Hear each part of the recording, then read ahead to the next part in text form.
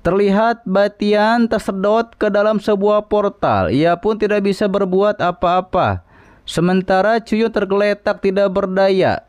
Tidak lama muncullah seekor rusa putih yang mengatakan, ternyata ada sesuatu yang bisa menggoyahkan aura dari benua Qian Kun. Rusa itu bertanya-tanya, siapakah Cuyun tersebut?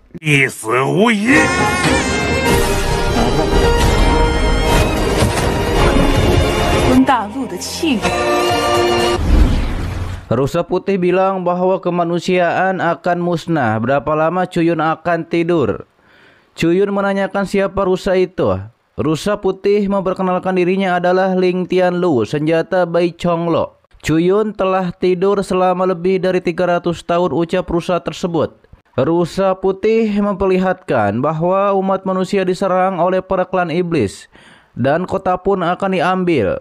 Di saat itu juga ada Nonalan yang melawan para iblis. Cuyun meminta agar ia diteleportasi ke kota untuk membantu. Namun kata rusa putih, ia hanya bisa teleportasi Cuyun sekarang. Namun jika Cuyun ingin menunggu 3 hari, maka ia akan mempersiapkan pasukan untuk membantu Cuyun. Hingga akhirnya Cuyun pun memutuskan agar ia diteleportasi sekarang ke kota.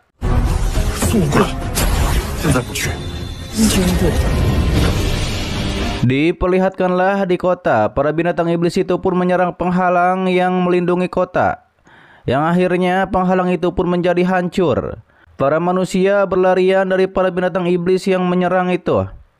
Nonalan juga menjadi bingung apa yang harus ia lakukan karena tidak ada Cuyun. Melawan begitu banyak para iblis ini. Tidak lama muncullah Cuyun di sana, dengan mudah ia pun menghabisi para binatang iblis tersebut.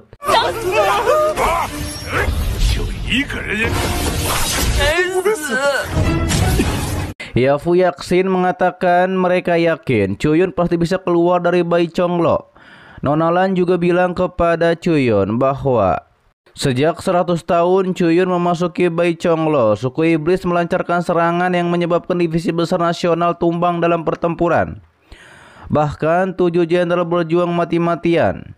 Dan umat manusia yang teratas yang selamat adalah Nona Chulian dari kerajaan Dacu. Para jenderal juga selamat, namun mereka terluka parah dan sulit untuk pulih. Nonalan pun memperlihatkan 3 peti yang adalah orang kuat yang tidak sadarkan diri. Tidak lama muncullah praktisi iblis yang kuat yang mereka ada di ranah kaisar. Cuyun akan melawan para iblis tersebut. Akan tetapi Yafu Yaksin juga ingin membantu. Namun Cuyun menegaskan ia bisa sendirian menghadapi para iblis ini. Salah satu dari klan iblis itu mengatakan jika Cuyun menghabisi teman-temannya, maka ia akan mengizinkan Cuyun untuk bergabung dengannya.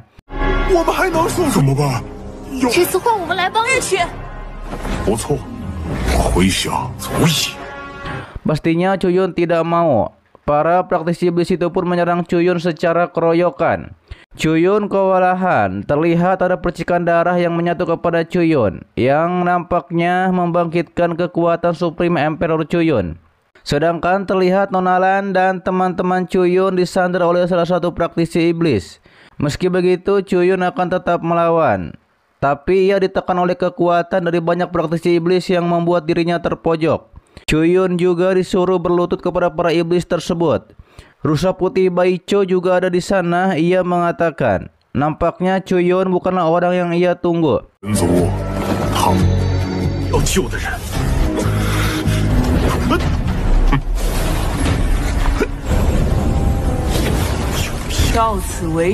Sedangkan Cuyun ketika ditekan menegaskan kekuatan para iblis tidak akan cukup untuk membuatnya berlutut.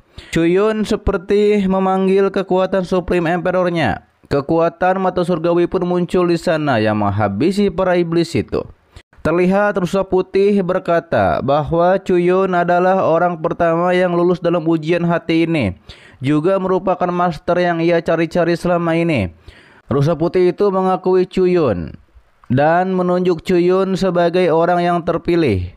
Kemudian kekuatan avatar roh dari Cuyun muncul di sana yang membuat orang-orang merasakan tekanan kekuatan dari seorang kaisar.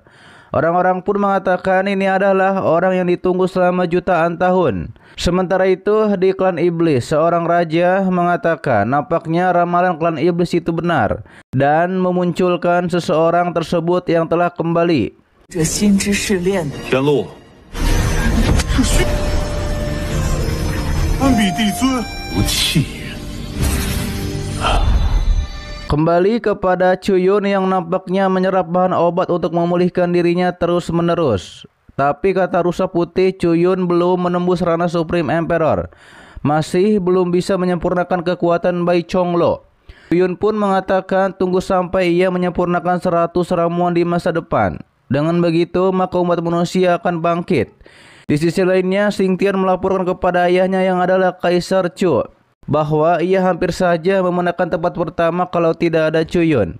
Namun kata ayahnya, Xingtian itu lemah, hanya bisa membuat alasan. Xingtian pun punya pembunuh bayaran lagi yang lebih kuat untuk menghabisi Chuyun. Tapi ayahnya bilang bahwa ia sudah menyewa penjaga bayangan untuk menghabisi Chuyun. Xingtian pun sangat ingin melihat Chuyun meninggoy di hadapannya. Setelah hal itu, Xingtian pun diberitahu oleh bawahannya bahwa Jenderal Yaozai sudah dipancing keluar, diteleportasi ke kota Nanming. Terlihat Chuyun ada di situ, ia pun menduga nampaknya Nona Lan dan lainnya sudah diteleportasi ke kota Nanming. Ketika itu, tiba-tiba saja pembunuh bayaran memakai semacam jarum beracun untuk melumpuhkan Chuyun. Melihat itu, Xingtian senang karena pembunuh bayaran dari ayahnya bekerja dengan baik. 认可了，是不是夺冠热？ Sementara Jenderal Nona Bing dan Yaozai teleportasi kembali ke tempatnya Chuyun. Mereka berdua pun terkejut melihat Chuyun tepar di sana. Nona Bing mengeluarkan jarum racun dari Chuyun dan menempatkan Chuyun dalam peti. Nona Bing mengetahui ini adalah ulah dari Xingtian. Xingtian menunjukkan diri. Nona Bing mengatakan bahwa ia tahu jarum Netherworld ini adalah jarum unik dari keluarga kerajaan Dacu. Namun Xingtian justru malah membanggakan kekuatan keluarga Dacunya yang tidak bisa dibandingkan dengan Chuyun. Mendengar itu, Nona Bing menampar Xingtian dan menegaskan, 走，给我出来！幽冥神针，两位要为了知道我大楚皇幽冥神针， bahwa keluarga kerajaan Dacu tidak layak dibandingkan dengan Chuyun. Nona Bing menegaskan bahwa selanjutnya ia akan membuat keluarga kerajaan Dacu dimakamkan bersama Chuyun. Kemudian dengan membawa peti Chuyun, Yaozai dan Nona Bing pun menemui Kaisar Chu. Nona Bing langsung menyerang di sana. Kaisar Chu Qing bilang bahwa mereka berdua melakukan tindakan tidak sopan kepadanya hanya untuk Chuyun. Kaisar Chu Qing tahu bahwa dua jenderal ingin menyingkirkan kerajaannya. Tapi ia punya 4 guru besar nasional. Apakah Nona Bing dan Yaozai akan siap untuk melawan 4 guru besar itu? 没剑斩皇宫，你想你 Muncullah 4 guru besar yang salah satunya adalah Martial Emperor Sutra Ungu, Nona Kuning dan juga Dongfang. Para guru besar itu pun bertanya-tanya mengapa ketujuh jenderal itu punya konflik dengan Kaisar Chu Qing.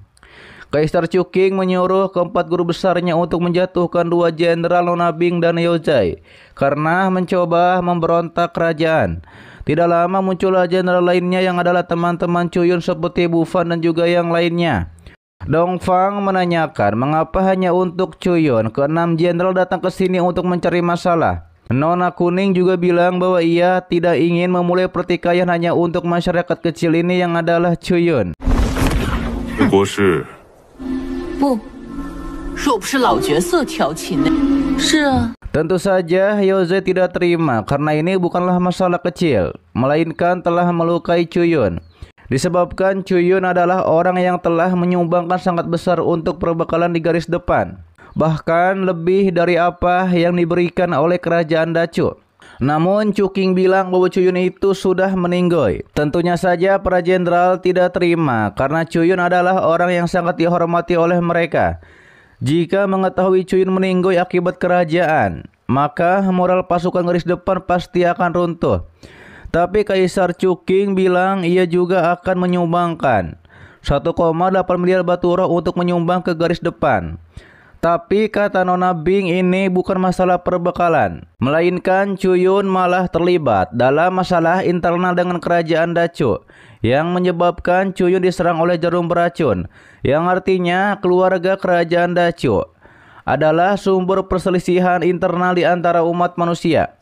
Nona Bing pun langsung menyerang, tapi dihalau oleh Dongfang dan juga yang lainnya. Nona Kuning juga mengatakan bahwa keluarga kerajaan Dacu telah melakukan kebaikan daripada kerugian selama 200 tahun terakhir.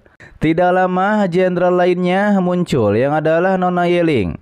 Ia pun memberitahukan bahwa Guru Tianlu punya sesuatu yang penting diberitahukan kepada umat manusia.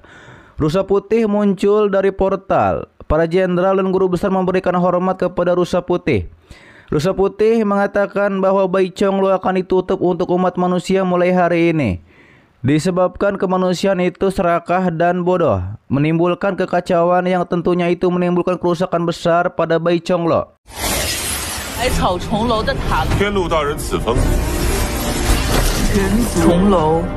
Namun Nona Yeling mengatakan perubahan di Bai Chonglu. Hal ini terjadi tidak lama setelah Xingtian ingin menghabisi Chuyun.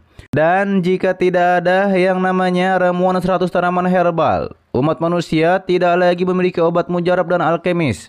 Rusa putih menyatakan bahwa Chuyun adalah putra yang ditakdirkan langit dan bumi.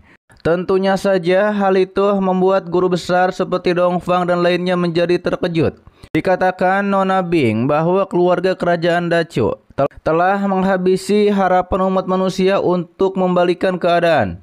Namun sepertinya Kaisar Chuqing tidak percaya bahwa Chuyun adalah orang yang ditakdirkan. Rusa putih bilang bahwa Kaisar umat manusia justru malah menyakiti sesama manusia. Para guru besar juga nampaknya tidak berpihak kepada keluarga kerajaan Dacu. Tapi mereka juga bingung kemana mereka akan berpihak. Chuyun yang dalam peti pun mengatakan itu sederhana. Ia keluar dari dalam peti dan menegaskan bahwa umat manusia butuh seorang pemimpin, bukannya seorang penguasa yang semena-mena. Dikatakan oleh Chuyun bahwa jarum Netherworld tidak layak untuk menghabisinya.